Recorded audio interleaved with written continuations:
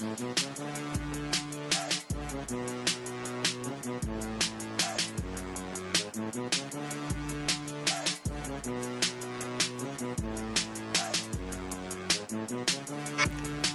podcast coming to you on January 6th, 2021. How you guys doing? This is the first Earnestly podcast of 2020. Whoa, did I say 21? Let me rephrase that. 2022. This is the first podcast of 2022. How you guys doing?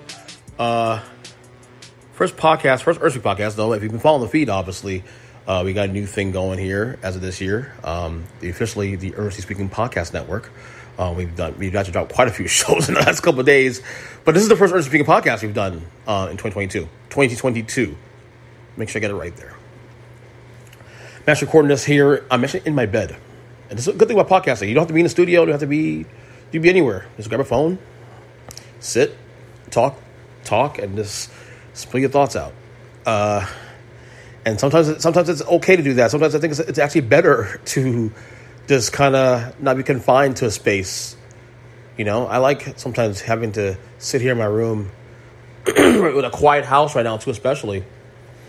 When my kids are in school. They'll be out very soon. I got to pick my kids from school in about half an hour. And my wife's out of town, too. She's actually up in Orlando. She's coming back tonight. So, but as I mentioned, Earnestly Podcast Network. We launched already a couple shows already. Well, we actually launched a new show yesterday, but you know, as you guys have been following this feed for a while now, we started doing the Football's Awesome podcast in early October, late September, October, whatever it was, which really that was the concept that actually triggered this idea of having more shows on the feed.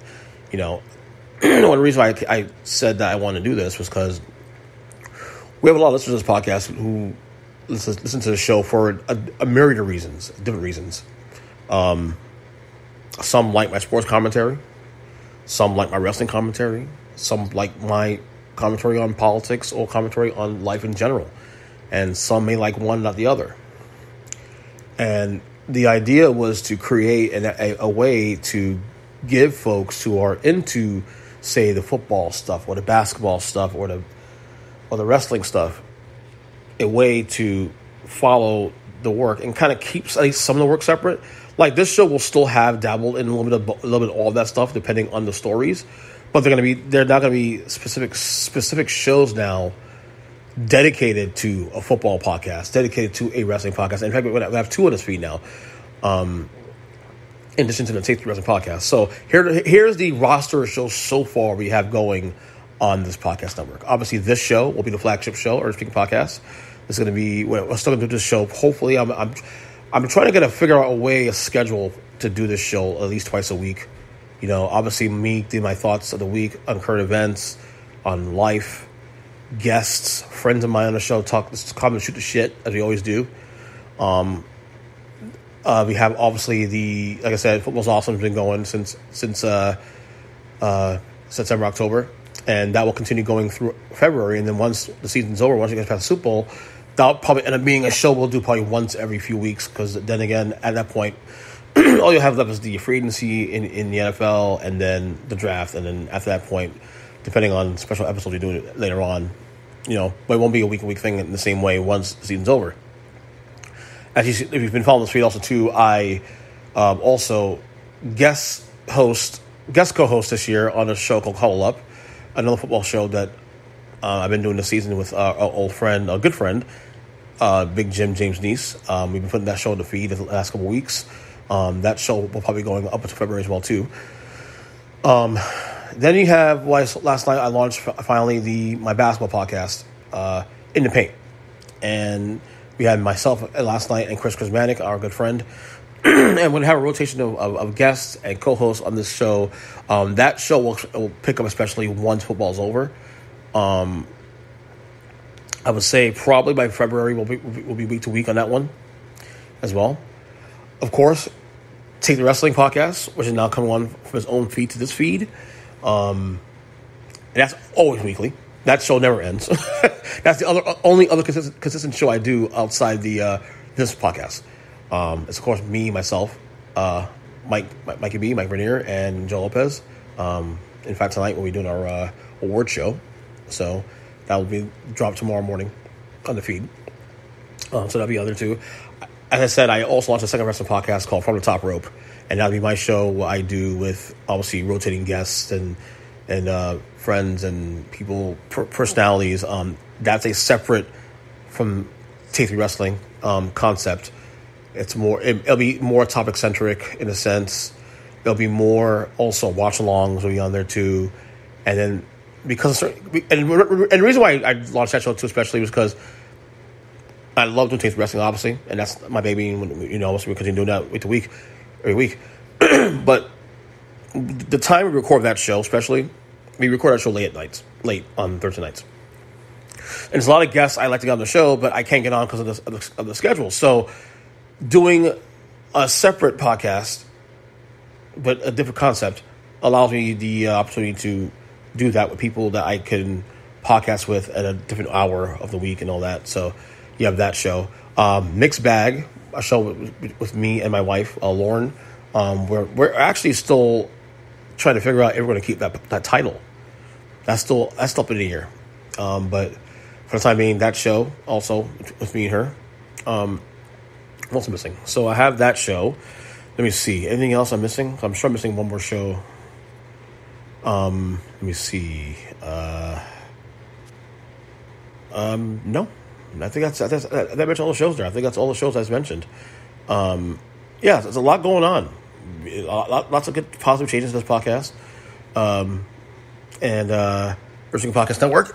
And of course, these shows are also available not only on any podcast catcher on this feed, but also on our YouTube page at Earnestly Media, which you can check out, especially. And these shows are actually separated as its own playlist. So check that out as well. So that's what we got going on right now. Having a good time with this, and hope we continue to do this. So 2022 so far. 6 days in. I took a couple days off of work this week. To my wife to go up to Orlando to have some girls' time, and it's been good for her. It's good for me, especially too, to because one of the things that happens too when she goes away, I get a chance to do some things on my own here at home, do more podcasts, and spend time with my kids. It's good stuff. Other than that, nothing special so far this year. I have goals in mind I want to take care of, and I want to get to, and trying to eat better. I went a little ham over the holidays. I think I gained about 10 more pounds over the holidays because I told you guys too, especially around December for my family. We don't only have Thanksgiving, Christmas, and all that in my family until we have birthdays like crazy. Dads, nephews, brothers, you name it. So there's a lot going on here. And lots of gatherings and parties and things of that nature. So it was inevitable I was going to fall off the wagon a little bit. But I'm hoping to get back on the wagon again. Back to intermittent fasting, especially too. And balance. And balance is important. Balance and breaks are important, It's good to have a good time, but it's also good to make sure you do it in a healthy way and balance it in a healthy way. So, hopefully get back to be back on the wagon again, eating healthier. I lost a bunch of weight last year too, especially through intermittent fasting. I've sort of slacked off on that. So let's see. What's the big story this week in sports? Oh, Antonio Brown. As of today, as of an hour ago, actually, he's officially cut by the Tampa Bay Buccaneers. If you've been following the story about Antonio Brown, if you've been following the story not just this week, but also the last couple of years, Antonio Brown was told to go back in the game for the Bucs as the Jets. Told him no. Told his coach no, basically. He was still hurt. And Coach Bruce Arians basically told him that, well, you're done. So Antonio Brown proceeds to leave the field, takes his pads off, takes his shirts off, and goes and makes a spectacle in the stadium to the Jets end zone, and basically like jumping jacks and all that, and leaves the field. Now, anybody that's followed Antonio Brown the last couple of years, is probably familiar with his issues off the field, mental health things that were speculated. We've seen some of the videos he's put out. And he's believed that he has mental health issues. We all say that this erratic behavior by Antonio Brown started really around that time. He had that big hit he took from Montez Burfict in that playoff game against the Bengals when he was a member of the Steelers back in, I think it was 2016. I think it was 2017, 2016. And ever since then, his behavior has been very erratic. However, we've also heard for years that he's been someone that's been kind of let's be real here. He's been kind of an asshole in general. Not paying people for services, for example. There was a rumor about him, supposedly farting on a training staff table and whatever. I don't know if it was a joke or not, and basically doing some really erratic things that any quote-unquote normal human being wouldn't do. And, I guess my whole point is this. When it comes to Antonio Brown, in my opinion, I think both things can be right here. I think we could have a conversation about Antonio Brown being a guy that needs help, a guy that may have CTE issues. We'll find out later in his life. Mental health issues too, especially. But we can also have a conversation about him being a complete prick. Both can be right here. I think we need to avoid this either or stuff. I think we need to look at the situation broadly. And from where I'm standing at anyway, this guy is a guy that needs help. Hopefully he does the right thing and takes care of himself and his family and whatever. But he's also, in my opinion, an asshole. And someone that has a lot of character issues, in my opinion. Again, when you're not paying people for their services, what are you doing there? That's just ridiculous. Especially when you're someone you can afford it. You're told, it's just one of those things where even when you want to defend him, it's kind of hard too, because he's doing things that make you say, well, nah, he's just a prick. And yeah, but I do think both things apply here. I think both things do apply here. I think he is someone who needs a lot of help, and hopefully he gets the help he needs. But he's also an asshole. And the faster he does that, the faster his life will get better, hopefully. So, anyway, next topic here.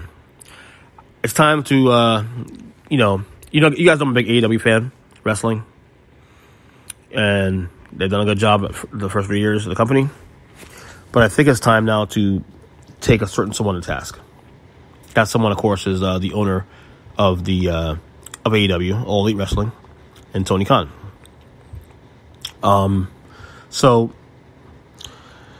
if you guys follow the Tony Khan thing, of course, Big Swole was a wrestler, African-American wrestler, who was recently cut, or I don't say cut, her contract expired. AEW, she was not renewed, all that. And then she put out I don't know if it was on a podcast or I think it was a podcast, where she said, or even her podcast, where she said that, there's a lot of disorganization and there was lack of diversity and structure, and that all of those things led to her leaving AEW. Now, if you've been following me in recent months, I've been, especially on Twitter too, I've been involved in a lot of conversations about this very topic with other fellow wrestling media heads or fans alike about one of the things that AEW needs to improve on in the years to come is diversity. I actually appeared on a podcast, for example, by the name my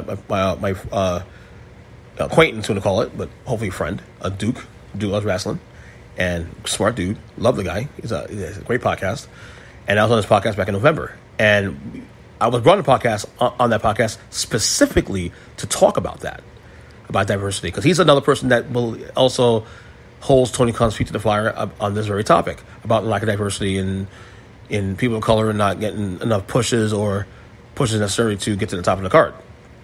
And we had a great insightful conversation about this, and we came to the conclusion really that, well, at least on my end, I came to the conclusion that AEW does have that problem, but AEW is still a young company, and they should be given more time to correct that. Another year or two, and then we can really hold it to the fire in a way where you have enough time to correct that. Anyway, so when Big Swole, when this stuff about Big Swole came out, these quotes came out from Big Swole, Tony Khan, a guy who, in my opinion, I love his zest for the sport of wrestling. I love his zest and his excitement for his brand and his company. But at the same time, this is a guy who was born with a spoon in his mouth. I mean, his father is the owner of the Jacksonville Jaguars, one of the richest guys in the world, Shad Khan. So Tony Khan, to me, lives in a bit of a bubble.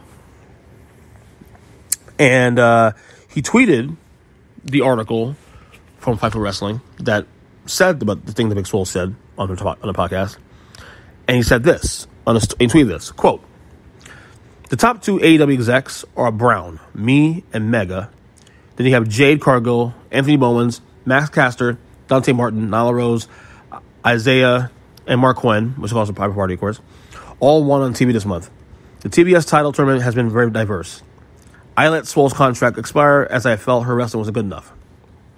Now, let me say for the record that what he said here was not a racial thing. So people saying that he's a racist, miss me that noise. You don't have to agree with me. It's okay. We can disagree with that. But it wasn't racial. I felt it was petty for him to sit there and say that, her wrestling was good enough.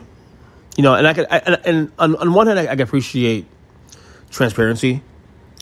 But this was a low blow. This was something that was necessary. And I think him having to go out of his way to say this only makes him look worse. If you're talking about it and you have to overcorrect and defend yourself on this topic, then clearly there's some truth to that, maybe. I think there's truth to that. I'm not saying Tony Khan's a racist. I don't think he is racist at all. I think Tony Khan lives in a bubble.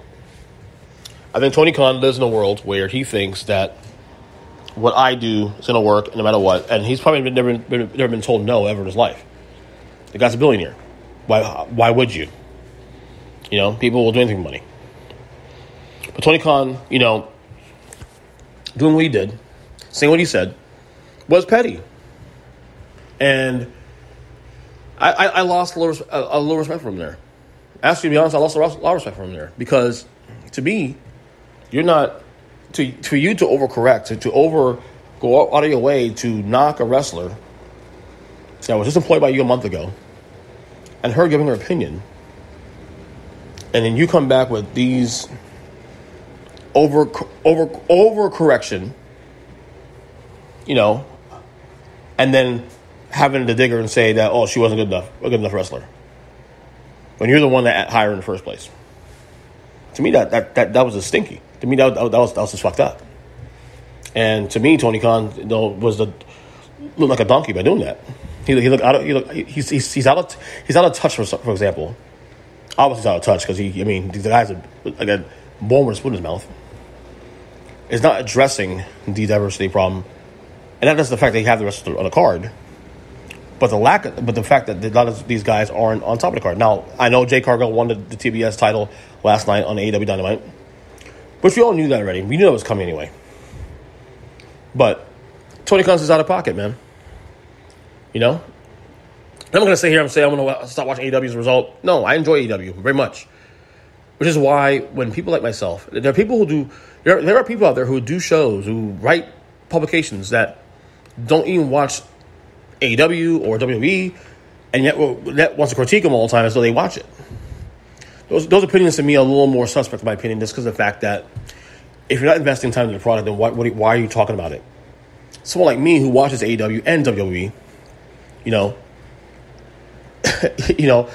when I speak on this topic, I'm coming from a place of actual critical criticism because I actually watch your product. I actually invest time every week into product. So if I'm saying that AEW has a diversity problem, it might be true because I actually watch your show. So Tony Khan just came off petty, and I didn't like it. It's a bad look.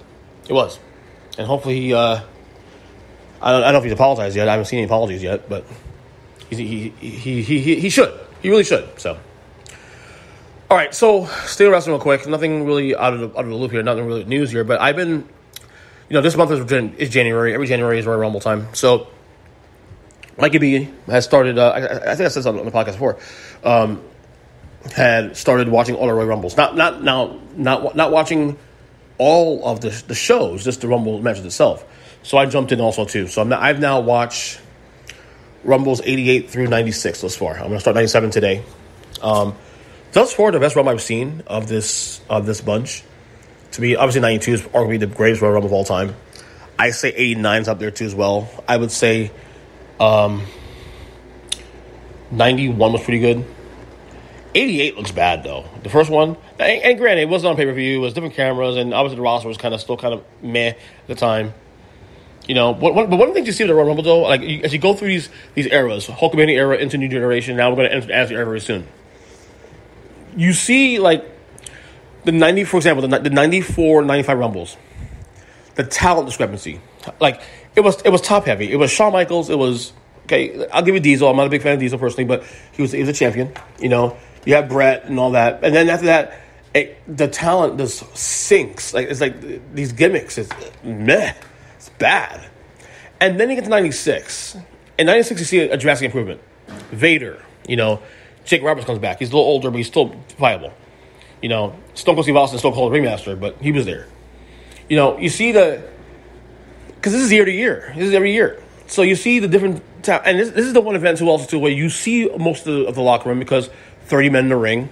You'll see who's on the roster, people who may not be being used in this match, and you see the increase of talent from 94, 95 to 96. And, of course, 97, when I'm going to start tonight, I'm sure you'll see that even more in a bigger level. But, enjoy this Rumble binge. I'm hoping to get up to – I'm hoping to get to 2019 because I'm really more excited to watching the Rumbles from 1990, 2000-ish to, 2017, 2018 because the Rumbles from those 2000s, honestly, even when I was watching in the 2000s, don't really stand out to me at all. They really don't. So I'm really looking forward to watching that. And I remember I started watching the product in 2002. So, till 19. So, that era, between that time, I'm really looking forward to seeing those Rumbles. So, all right. Last thing before I go, and again, thank you for listening to the podcast on the Earnestly Podcast Network. Today, as I said, it was January 6th. It is the 1-year anniversary of the insurrection on Washington, D.C. on Capitol Hill. I I really tuned out the news recently. I'm just sick of the news, dude. People are gonna think what I want to think and all that. But it's 1 year anniversary since the insurrection on the Capitol, and obviously Donald Trump had a speech that day near the Capitol, and then an hour later, a lot of his supporters came up to the and infiltrated the Capitol. A couple of policemen, Capitol Police died. During those riots. Some of the rioters also end up going to the to lawmakers' offices and all that. Look, I saw that today. Joe Biden had a speech today, and basically labeled Donald Trump as solely responsible for the reason that this happened in the first place. And while I don't disagree with the fact that Trump was definitely influential in what happened, I honestly don't see the value of him mentioning Trump's name anymore in this situation. What are we doing here at this point? Not that I disagree with what you're saying, but to me, that's another divisive ploy by Joe Biden. Mentioning Trump. I mean, get that, whatever. Mentioning Trump. For what reason? To piss off his supporters again? To piss off people on the fence? I just don't see the value in that. If anything, this should have been an uplifting message to the country that we should, the true meaning of patriotism and all that, without mentioning Trump's name. I'm not a Trump guy, obviously, but why do we have to keep mentioning his name? And I feel like he's doing this especially to because obviously his approval ratings are really low in the toilet right now, 1 year in. Whether you agree to disagree with his policies. That by doing that, he psychs up his own base. And reminding folks that people who may not want to vote for him but didn't like Trump either. I see the value in that, honestly, and him mentioning Trump's name. You don't have to agree with me on that, and that's okay. You don't agree with that. And this is my feelings, so I feel about it. We don't all agree with everything we say, But I feel like it was just unnecessary for him to mention Trump's name. It was a sad day in a country. I mean, can't compare to 9/11. I see people comparing to 9/11, like, stop. No. You can't compare to 9/11. 9/11 was catastrophic. Like, that, people literally, people died, obviously, in the insurrection, but people literally died in buildings and committed suicide, and, you can't compare the two. Like, stop. Let's not do that. Let's not be extreme for the sake of being extreme to make a point. Have your opinion and keep moving. So, but anyway, that's it for me. First Earnestly podcast of 2022. Again, on Twitter, E7. Subscribe, Earnestly Podcast Network. All the great shows we're going to be having here. I cannot wait to for this new year to launch these concepts. And, I'm looking forward to having a great year with you guys, man. So I'll talk to you guys later. Love you guys. God bless, and see you.